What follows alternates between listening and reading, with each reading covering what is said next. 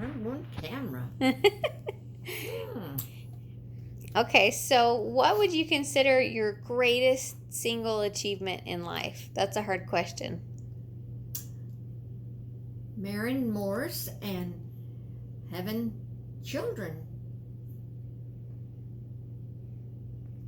You don't have to think about that very often, very long. That was good. Okay, so tell me about you and Morris and how you met and how you fell in love. Well, we rode the same school bus together, but I didn't know him till he was in 1952. He was getting ready to graduate, and I was just finished my freshman year. And I sat at the front of the bus, and he was at the back. He came up. Somebody tapped me on that left shoulder. He said, "Can I come up your house tonight?" I looked up at those blue eyes. I said, "Yes, you can come up my house." I didn't think he would, but boy, he did. And he did from then on. So when did you know he was the one that you wanted to marry? Oh, I knew just that night that he came up. I just knew that he found me, because I never dated anybody, no one.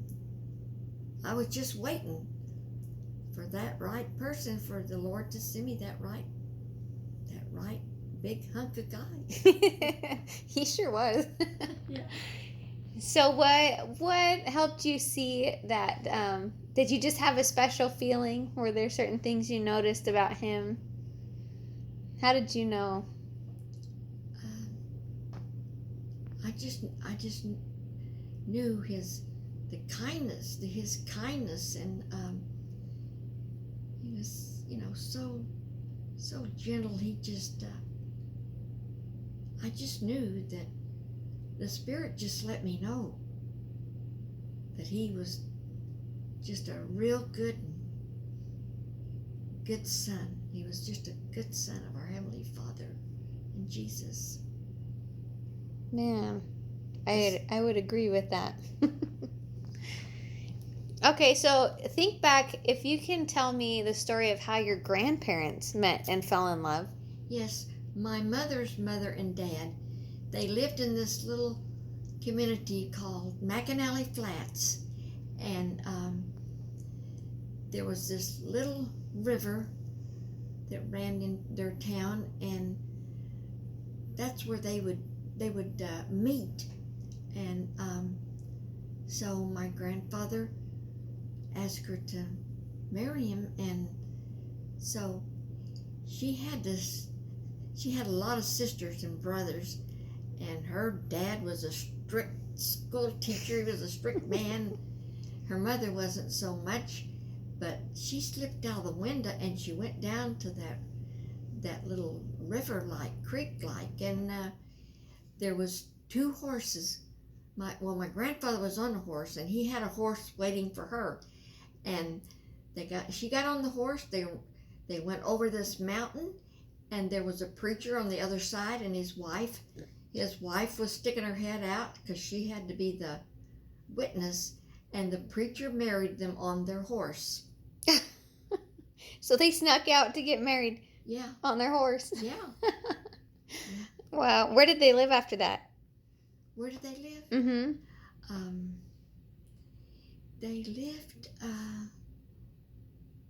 They lived in another little town. It was real close. I can't think of the name of it. It wasn't Blocker. I can't think of it. I've been there so many times. But see, he was a school teacher. No, that was my. Are we talking about my grandfather? You said your mother's parents, right? Yeah, my mother's parents. Yeah, Mm-hmm. No, my grandpa, he had a lot of cattle, and I guess they moved. They lived in Blocker. Yeah. Okay. Yeah. Was that here in Blocker, the United Oklahoma. States? All this Oklahoma. took place in Blocker, Oklahoma, and McAnally Flats, Oklahoma, and Wow. And do you know about your father's parents? Yes, my grandmother, they both lived in Castellona. They never knew each other. That's out of Naples. And my grandmother came over when she was 13 with her mom and dad and her sister and four brothers, and into the town of Cribbs, Oklahoma. And then my grandfather came over with two other boys when he was 18, and they met in Cribbs. They went to dances.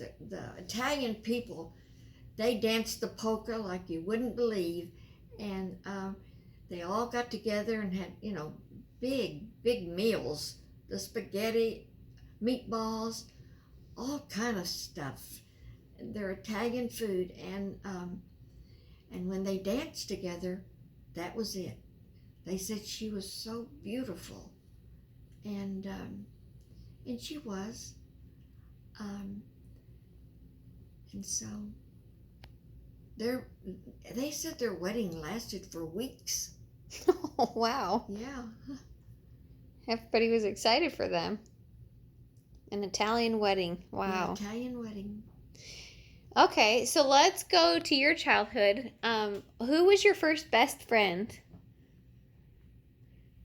Well, my sister. I only had the one sister. She was my best friend. And then the next one was Jane McKelpin. And she just lives a little ways from my sister right now. Okay. So, but you and your sister were really close. Yes. You'd consider her your best friend? Yeah, I do. To this day, yes. Yeah, you guys call each other all the time. Is it every day? Yeah, every day. Maybe 3 and 4 times a day. Oh, yeah. Wow. We've always been that way. Always. Okay, so as you were an adult and a young mother and then, an empty nester, then who were your best friends? Well, like I said, Jane, she was next. And then my double cousin Roseanne, all of my girl cousins, Roseanne, Vicky Jean, Mary Sue, Gail, Diane, the girls. So you guys stayed close even while you were growing up? And we still are. Wow. Yeah, we still are. Yep. And 2 have passed away, Mary Sue and her sister Gail. But all the rest of us are living, and we're real close. Wow. Yep. So what advice would you give someone who was not getting along with their family members? They weren't getting along with their family members? Mm-hmm. Well, you just fast and you pray for them. So if you don't like them, then you need to fast and pray for them and do kind things to them. If what now?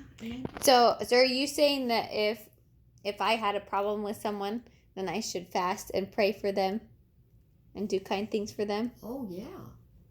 Yeah. Wow. Have you seen that work in your life? I sure have. Oh, yeah. Yeah, I sure have. So service is a good remedy for just animosity. The kinder you can be to them, yeah. Yeah, just be so kind to them, and yeah. That's great. Well, we're coming up on 10 minutes. We'll cut us off, so I'm going to turn this off.